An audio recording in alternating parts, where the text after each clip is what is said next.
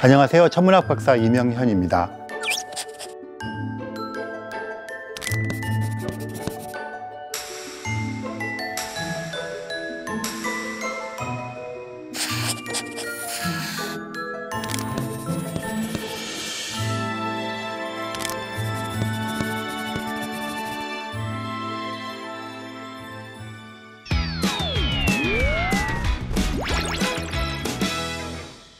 밤하늘을 올려다볼 때마다 너무 궁금하고 알고 싶었던 것들 많이 있으시죠? 우주 속 미스테리. 오늘부터 저와 함께 우주 읽어드립니다에서 쉽고 명쾌하게 풀어보도록 하겠습니다. 우주 읽어드립니다에서 풀어볼 첫 번째 우주 이야기는 바로 태양계입니다. 우리가 살고 있는 지구가 태양계에 속해 있다는 것을 다들 알고 계시죠? 그렇다면 태양계에는 지구 말고 또 어떤 행성들과 별이 있을까요? 우리는 태양이라고 하는 것을 중심으로 해서 여러 구성원들이 있는 것을 태양계라고 부르고 있어요. 일단 태양계에서 제일 중요한 천체는 태양입니다. 가운데 있고요. 그 다음에 이 태양 주위를 돌고 있는 여러 천체들이 있는데 수성, 금성, 지구, 화성, 목성, 토성, 천왕성, 해왕성, 이렇게 8개를 행성이라고 부르고요. 태양을 중심으로 그 주위를 공전을 하고 있습니다. 이런 행성들은 자기가 빛을 내지를 못하고요. 태양빛을 받아서 반사를 합니다. 그러니까 이 태양계 내에서 유일하게 빛을 내는 천체는 태양밖에 없어요. 그 다음에 행성들 주변에는 위성이라고 하는 게 있습니다. 대표적인 것이 지구 주변에 달이 있죠. 그리고 목성이나 토성 같은 경우에는 정말 지금까지 이름이 붙은 위성들만 90개가 넘어갈 정도로 굉장히 많은 위성들이 존재하거든요. 그리고 주로 화성과 목성 사이에 엄청나게 많은 소행성들이 존재하는데요. 이들도 태양계 구성원입니다. 그리고 이 소행성과 좀 비슷하지만 좀 더 멀리 떨어져 있는 구성원들이 있습니다. 카이퍼 벨트. 카이퍼라고 하는 천문학자의 이름을 따서 부르고 있어요. 명왕성이 위치한 근처를 보면 소행성 대처럼 천체들이 많이 있는데 거기를 카이퍼 벨트, 카이퍼 대 이렇게 부릅니다. 그 천체들도 역시 태양 주위를 공전을 합니다. 그리고 태양계의 그야말로 마지막 그 물리적인 끝자락이라고 할 수 있는 곳에 오르트 구름이라는 게 있습니다. 거기는 너무 멀어서 아직까지 가보지를 못했어요. 그래서 아직까지는 추정을 하고 있는 거지만 거기에는 얼음덩어리 형태의 작은 천체들이 엄청나게 모여있을 거 생각을 해요. 그리고 혜성이라는 천체가 있어요. 꼬리가 길게 나오는 천체를 혜성이라 그러는데 이 혜성들이 오는, 말하자면 혜성들의 고향? 이 오르트 그룹이라고 생각하고 있어요. 얘네들이 가만히 있을 땐 되게 안정되어 있는데 어떤 원인에 의해서 약간 흔들리게 되면 이게 교란이 되겠죠. 그러면 그 중에 일부가 태양계 안쪽으로 날아오기 시작합니다. 그런 애들을 우리가 혜성이라고 부릅니다. 그래서 태양계는 태양이 굉장히 중요하지만 지금 말씀드린 것처럼 굉장히 다양한 천체들이 각각의 위치에서 존재하고 있다. 이렇게 말씀드릴 수가 있겠네요. 태양계 내에서 이제 거리를 따질 때 지구와 태양 사이의 거리의 몇 배가 되느냐 이런 얘기를 많이 하거든요. 대략 얘기를 하면 지구와 태양 사이의 거리는 1AU라 그래서 1태양 거리 그렇게 부르거든요. 그러면 예를 들어서 명왕성까지의 거리는 거의 한 50배 정도가 돼요. 그러니까 지구랑 태양의 거리 그 정도가 하고 있고요. 시간으로도 얘기를 해요. 지구와 태양 사이에 빛이 움직여서 갈 수 있는 시간이 8분 20초거든요. 달까지 1.3초, 태양까지 8분 20초. 명왕성 정도까지 한 5-6시간, 그리고 태양계의 그야말로 물질적인 끝이라고 얘기할 수 있는 오르트 구름까지는 거의 1년을 가야 된다. 그러니까 이 태양계라고 하는 것이 우리가 그냥 태양계라고 한꺼번에 얘기를 하고 있지만 정말 굉장히 넓고 광활한 그런 시스템이라고 말을 할 수가 있죠.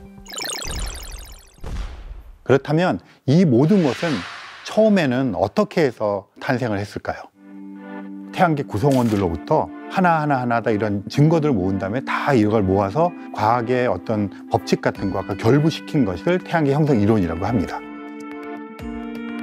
이 태양계 형성 이론은 제일 첫걸음이 뭐냐면 지금 현재 태양계의 구성원들이 어떤 모습으로 있느냐예요. 왜 그렇게 되었는가를 추적해서 따지다 보면 태양계 형성 이론이 되는 거거든요. 그럼 예를 들어서 이런 거죠. 지구에 있는 돌덩어리들을 가지고 연대 추적 같은 거 하잖아요. 그러니까 거의 40몇 억 년이 되었더라. 그러면 어쨌든 태양계는 40억 년 전보다 이전에 만들어졌을 거야 라고 할 수가 있죠. 그런 식으로 태양계가 형성되었을 때 나이를 추정을 할 수가 있고요. 이런 걸 모아서 태양계 형성 이론을 만들었는데요. 그러다 보니까 새로운 증거가 나타나면 형성 이론이 좀 바뀌기도 하고 이렇습니다. 그래서 태양계 형성 이론이라고도 부르기도 하지만 천문학자들은 시나리오란 말을 굉장히 많이 씁니다. 요것저것을 다 모아서 그럴듯한 어떤 대본을 구성하는 거죠. 근데 이 대본은 또 다른 증거에서 뒤집힐 수도 있어요. 그래서 항상 현재 시점에서 가장 그럴듯한 형성 이론, 이런 말을 씁니다. 그렇다면 현재 시점에서 가장 그럴듯한 태양계 형성 이론, 뭐냐면 태양계가 지금처럼 형성되기 이전에 원래 재료가 되는 것을 우리가 성운이라고 부릅니다. 그 성운이라는 것은 가스와 먼지가 결합해 있는 그런 곳이에요. 대략 지금 태양계의 한 10배 정도 이상 크기가 되는 성운이 있는데 얘가 이제 서서히 이렇게 회전을 하면서 돌고 있을 거예요. 안정화시키기 위해서. 그런데 그 성운이 자기의 모습대로 가만히 있으면 아무 일도 일어나지 않죠. 이런 걸 우리가 안정된 상태라고 부릅니다. 근데 뭔가 다른 형태의 게 생기려고 그러면 불안정해야 되잖아요. 그럼 이게 불안정해지게 되는 원인이 있는데 크게 두 가지로 보고 있습니다. 하나는 바깥에서 유입이 돼가지고 얘가 점점 더 무거워지는 거예요. 그걸 견디지 못하게 돼요. 그러면 얘가 무너지거든요. 그런 걸 중력 붕괴라고 부릅니다. 그렇게 되거나 또는 자기 자체적인 게 아니라 주변에 있는 뭐 예를 들어서 우리 태양계를 만들었던 그 거대한 성운이 있는데 그것의 주변에 있던 어떤 큰 별이 폭발을 했다고 쳐봅시다. 그럼 그 폭발의 여파로 충격파가 막 오잖아요. 그러면 이 성운이 되게 불안정해지잖아요. 불안정해지면 얘가 또 중력 수축을 시작합니다. 그래서 내적인 원인이든 외적인 원인이든 간에 안정되어 있던 이 성운을 불안정하게 만들어서 태양계가 형성이 되기 시작합니다. 그래서 이렇게 성운이 어떤 이유에선가 불안정해져서 중력 수축을 시작하고요. 그래서 한 10분의 1 정도 줄어듭니다. 그러면 어떤 일이 벌어지겠습니까? 부피가 줄어드니까 가운데 부분에 밀도가 높아지죠. 밀도가 높아지면 온도가 높아집니다. 그러면 거기서부터 핵융합이라고 하는 작용이 생기기 시작합니다. 가운데 부분이 가장 밀도가 높겠죠. 그래서 그 가운데 부분에 태양이라고 하는 별이 생기게 되고요. 핵융합장을 더해서 별이 빛을 내기 시작합니다. 그런데 이 성운이 이렇게 밀집했던 걸 떨어지면 가운데 부분에 조금 떨어지는 지역은 약간 밀도가 낮겠죠. 그러면 별이 하나만 생기는 것이 아니라 그 주변에도 덩어리들이 생기기 시작하겠죠. 그리고 조금 더 큰 덩어리에 작은 덩어리들이 달라붙기 시작하겠죠. 그렇게 생긴 위치에 있는 것들이 행성이에요. 근데 그 중에는 너무 커져서 주변의 걸 더 많이 끌어서 점점 커지는 애들이 생길 거예요. 그런 애들이 목성이나 토성 같은 애들이고요. 또 자기랑 비슷한 애들이 충돌을 하기도 할 거 아니에요. 그 충돌하면 어떻게 됩니까? 일단 깨지죠. 그러면 그 주위에 있던 떨거지들이 위성이 되기도 하고 밖에서 떠돌아다니던 애들이 행성에 붙잡혀서 위성이 되기도 하고 행성의 위성이었던 애들이 탈출해서 소행성이 되기도 하고 막 이런 일련의 과정을 거치는 거죠. 근데 이런 과정이 지난 46억 년 동안 진행이 된 거예요. 그래서 지금은 교통정리가 다 되어서 딱딱딱 안정된 위치에 있게 되는 거죠.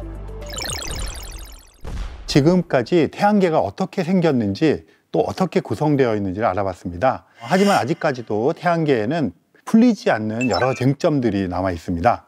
첫 번째 쟁점은 명왕성이 행성으로부터 퇴출된 후 과연 숨어있는 9번째 행성을 발견할 수 있을까입니다. 옛날부터 행성이라고 하는 것은 다 눈에 보이는 거였어요.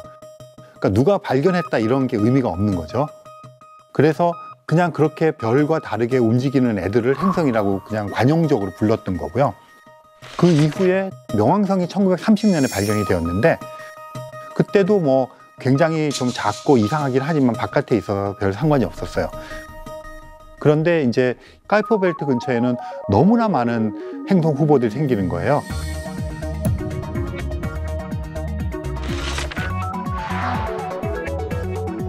그래서 이거 뭔가 좀 기준을 만들어야 되겠다 해서 처음으로 2006년도 무렵이 되었을 때는 천문학자들이 3년마다 모여서 하는 큰 회의가 있거든요. 국제천문연맹 회의에서 행성의 조건을 만들었어요. 그 행성의 조건이 3가지가 있는데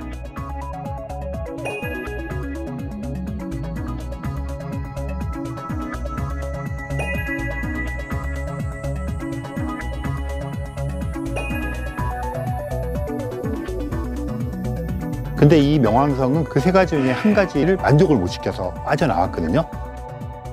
그래서 명왕성은 지금 공식적으로 소행성으로 분류를 하고 있습니다. 플래닛 X, 모르는 것부터 X라 그러잖아요. 두 가지 가능성이 있습니다. 수성보다 가까운 쪽에 있을 수 있잖아요. 근데 너무 가까워서 우리가 관측을 못할 수 있잖아요. 그러니까 옛날엔 그렇게 생각한 적도 있어요. 그리고 또 가능성이 있는 게 명왕성 궤도 바깥쪽에 있는 거, 너무 멀어서 잘 모르는 거. 그래서 플래닛 X를 찾기 위한, 그러니까 9번째 행성을 찾기 위한 노력을 계속하고 있어요. 태양을 중심으로 태양계 행성들이 공전을 하고 있는데요. 그 공전이라는 건 대부분 이 태양의 질량 때문에 생기는 거거든요. 근데 태양의 질량의 영향도 받지만 각각의 행성들의 중력의 영향도 받거든요. 그걸 우리가 정교하게 계산을 하면 할수록 행성들의 공전하는 궤도가 태양만 갖고 또 주변에 알려진 행성의 궤도와 중력 영향만 가지고는 설명되지 않는 굉장히 작은 어떤 영향이 있는 거예요. 그렇다면 그거를 예를 들어서 명왕성보다 몇 배나 먼 곳에 굉장히 큰 행성이 하나 있다고 가정을 하면 이게 풀리는 거예요. 그래서 이제 있을지 없을지 모르는데 어쨌든 그런 과정을 통해서 태양계 내에 있는 행성들의 공전 궤도라든가 움직임을 우리가 더 정확하게 알아내는 그런 효과를 가져오기도 하죠. 그렇다면 이 넓은 우주에 과연 태양계만이 유일한 행성계일까요? 우리는 지구에 살고 있고 이 진짜 태양계만 하더라도 우리가 상상할 수 없을 정도로 큰 곳이잖아요. 그런데 우리가 살고 있는 이런 태양계 같은 것들이 수천억 개가 모이면 그걸 은하라고 부릅니다. 그래서 우리가 살고 있는 은하를 우리 은하라고 부르고요. 또는 밀키웨이라고 하는 단어를 쓰기 때문에 은하수 은하 이렇게도 부릅니다. 이런 은하가 우리가 알고 있는 관측 가능한 우주 속에만 한 1조 개에서 2조 개 정도가 있어요. 그러니까 광활한 우주 속에 정말 태양계라고 하는 것은 정말 점 하나도 아닌 굉장히 작고 미미한 그런 존재이죠. 1992년도에 처음으로 펄사라고 하는 천체 주변에서 다른 행성이 발견이 되기 시작했어요. 이런 걸 외계 행성이라고 부르는데요.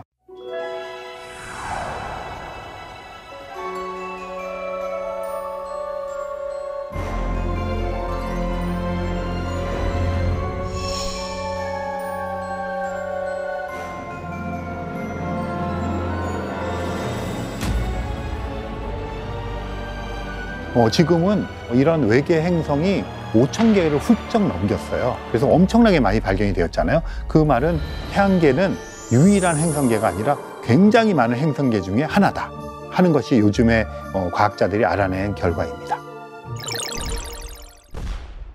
우리는 태양계에 살고 있고요. 태양계에서 태양 주위에 있는 작은 지구라고 하는 행성에 살고 있습니다.